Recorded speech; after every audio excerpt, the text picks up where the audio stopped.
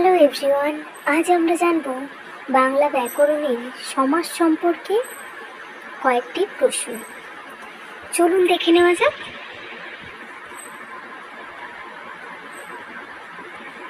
প্রথম প্রশ্ন আছে, সমাস কাকে বলে? অপশন এ, দুটি পদের মিলন। বি, দুটি বাক্যের মিলন। সি, একটি শব্দের অর্থ। ডি হচ্ছে উপসর্গ ও প্রত্যয়ের মিলন। আমরা সবাই জানি সমাস বলতে বোঝায় দুটি পদের মিলন। বাংলা ব্যাকরণ অনুযায়ী সমাস কয় প্রকার? বাংলা ব্যাকরণ অনুযায়ী সমাস 8 প্রকার, 5 প্রকার, 6 প্রকার না 2 প্রকার? এখানে উত্তর হবে অপশন এ, 8 প্রকারের। তারপরের প্রশ্ন, দ্বন্দ্ব সমাসের উদাহরণ কোনটি?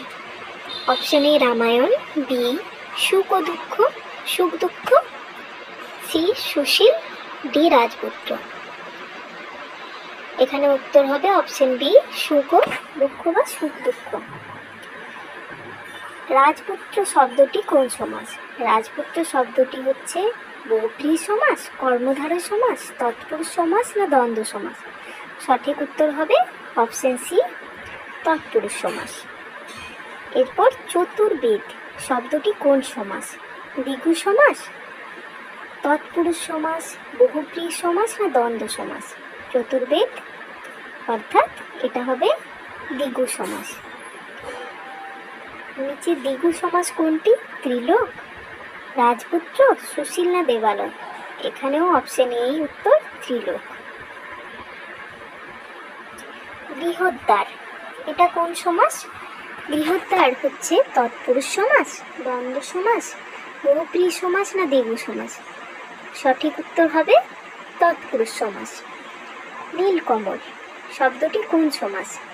নীলকমল শব্দটি হচ্ছে তৎপুরুষ সমাস, কর্মধারয় সমাস, দ্বন্দ্ব সমাস না বহুব্রীহি সমাস? এখানে নীলকমল হবে কর্মধারয় সমাস। নীলকমল হচ্ছে কর্মধারয় সমাস।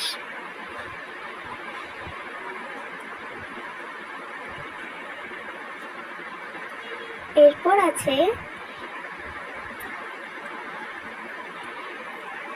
সর্বজ্ঞানী কোন সমাস? বহুব্রীহি সমাস, তৎপুরুষ সমাস, কর্মধারয় সমাস না দ্বিগু সমাস?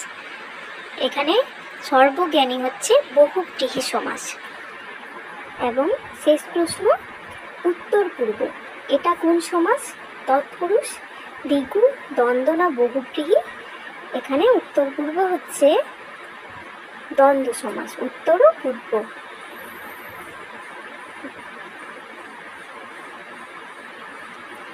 আশা করি প্রত্যেকে বুঝতে পেরেছেন। যদি ভালো লেগে থাকে ক্লাসটি, প্লিজ লাইক এবং সাবস্ক্রাইব করে দেবেন। ধন্যবাদ সকলকে।